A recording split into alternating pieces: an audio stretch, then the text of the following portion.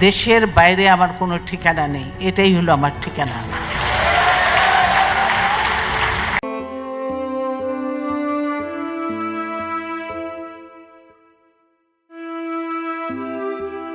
BNP chairperson ও সাবেক প্রধানমন্ত্রী বেগম খালেদা জিয়াকে হাসিনার নেতৃত্বে কারাগারে স্লো পয়জন দিয়ে হত্যা চেষ্টা করা হয়েছিল, এমন দাবি বিএনপির পক্ষ থেকে বারবার করা হয়েছে। চলতি বছরের জানুয়ারিতে বিএনপির স্থায়ী কমিটির সদস্য মির্জা আব্বাস বলেন, বেগম খালেদা জিয়াকে স্লো পয়জনিং করে একজন সুস্থ মানুষকে মৃত্যুর মুখে ঠেলে দেওয়া হয়েছে। সে সঙ্গে এদেশের স্বাধীনতা, সার্বভৌমত্ব ও গণতন্ত্রকে মৃত্যুর মুখে তুলে দেওয়া হলো।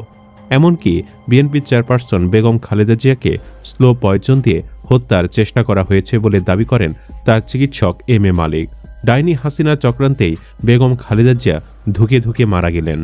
এবার খালেদার মৃত্যুতে মায়াকান্না শুরু করেছেন ডাইনি হাসিনা।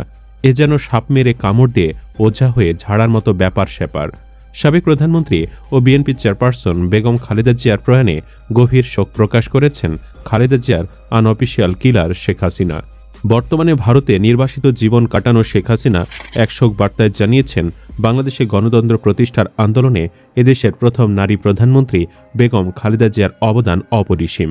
মঙ্গলবার আওয়ামী লীগের ভেরিফাইড ফেসবুক পেজে প্রকাশিত এক পোস্টে এই শোক বার্তাটি প্রচার করা হয়।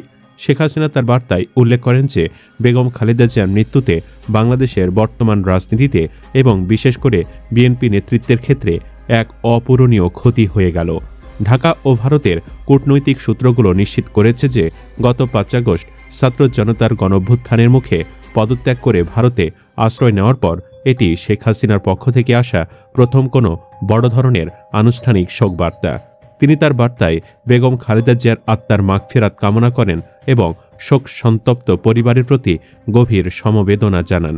শেখ হাসিনা বলেন, আমি তার ছেলে তারেক রহমান ও পরিবারের অন্যান্য শোকাহত সদস্যদের প্রতি গভীর সমবেদনা জানাই। আশা করছি মহান আল্লাহ তার পরিবারের সদস্যদের এবং বিএনপির সবাইকে এই শোক কাটিয়ে উঠতে সহায়তা করবেন।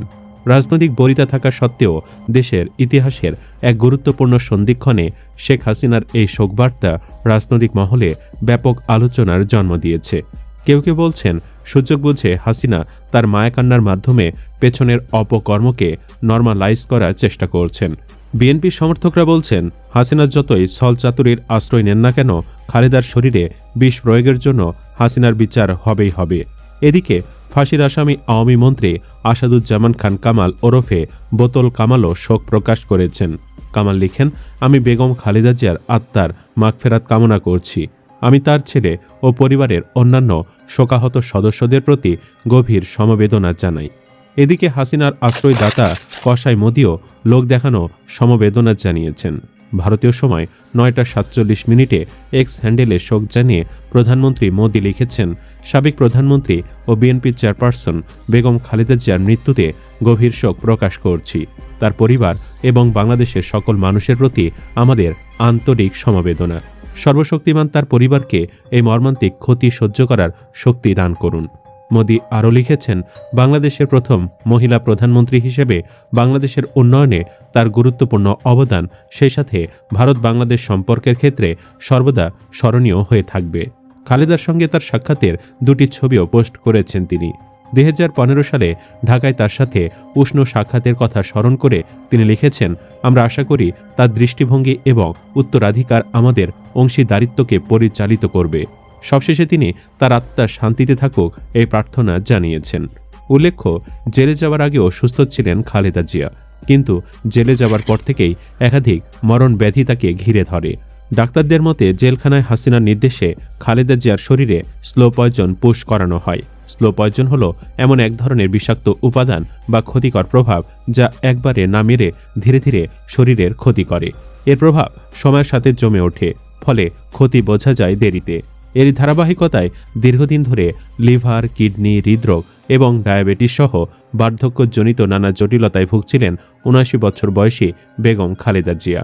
গত 23 নভেম্বর থেকে তিনি রাজধানীর বসুন্ধরা আবাসিক এলাকায় অবস্থিত এভারকেয়ার হাসপাতালে চিকিৎসাধীন ছিলেন। গত সোমবার দিবাগত রাত 2টার পর তার স্বাস্থ্যের চরম অবনতি হলে বিএনপির ভারপ্রাপ্ত চেয়ারম্যান তারেক রহমান এবং পরিবারের অন্যান্য সদস্যরা হাসপাতালে ছুটে যান। চিকিৎসকদের আপ্রাণ চেষ্টার পর মঙ্গলবার ভোর 6টায় তাকে মৃত ঘোষণা করা হয়। হাসপাতালের সামনে দাঁড়িয়ে অধ্যাপক ডাক্তার AZM জাহিদ হোসেন উপস্থিত সাংবাদিকদের বেগম জিয়ার মৃত্যুর খবরটি নিশ্চিত করেন। উল্লেখ্য, 5 আগস্ট শেখ হাসিনা পালিয়ে যাওয়ার পর জিয়া চ্যারিটেবল ট্রাস্ট মামলায় 7 বছরের দণ্ড এবং জিয়া অরফানেজ ট্রাস্ট মামলায় 10 বছরের দণ্ড মওকুফ করেছিলেন রাষ্ট্রপতি। কিন্তু বিএনপি চেয়ারপারসন খালেদা জিয়া ক্ষমা নিয়ে মুক্ত হননি। দুটি মামলায় সুপ্রিম কোর্টে আইনি লড়াই করে নিজেকে নির্দোষ প্রমাণ করেছিলেন, পেয়েছেন বেকসুর খালাস। তার আইনজীবী জয়নুল আবেদিন ও কায়সার কামালের মতে এই মামলায় বিএনপি চেয়ারপারসনের দণ্ড মওকুফ করা হয়েছে। তারপরও আপিল শুনানি কেন? আমরা বলেছি তিনি আইনের প্রতি শ্রদ্ধাশীল। রাষ্ট্রপতি মওকুফ করেছেন, সেখানে ক্ষমার কথা আছে। খালেদা জিয়া ক্ষমার প্রতি বিশ্বাসী না। তিনি অপরাধ করেননি, তিনি ক্ষমাও চাননি। তাই এটা আইনগতভাবে মোকাবেলা করতে আইনজীবীদের নির্দেশ দিয়েছিলেন। 2010 সালের 8 আগস্ট তেজগাঁও থানায় জিয়া চ্যারিটেবল ট্রাস্ট মামলা করা হয়। ট্রাস্টের নামে অবৈধভাবে 3,43,43,000 টাকা লেনদেনের অভিযোগে মামলাটি করে দুর্নীতি দমন কমিশন।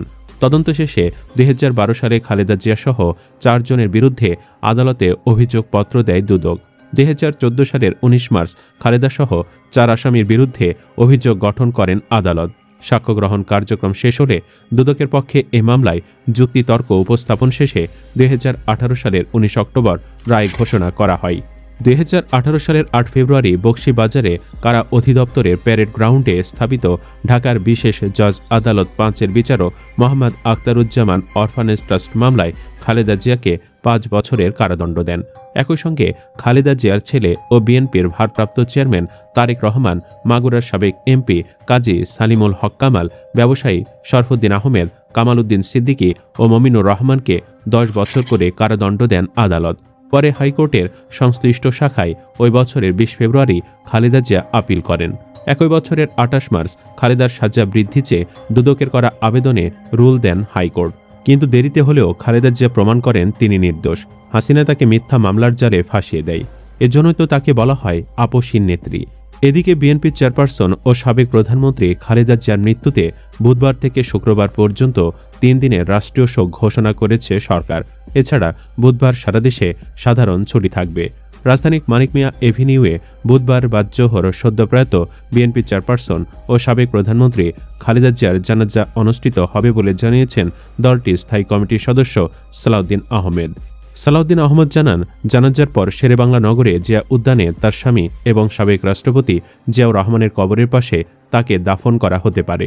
বলে রাখা ভালো, 90-এর স্বৈরাচার বিরোধী গণ আন্দোলনের মাধ্যমে আপসীর নেত্রী হিসেবে খ্যাতি পাওয়া বেগম খালেদা জিয়া দীর্ঘ 41 বছর বিএনপির নেতৃত্ব দিয়েছেন।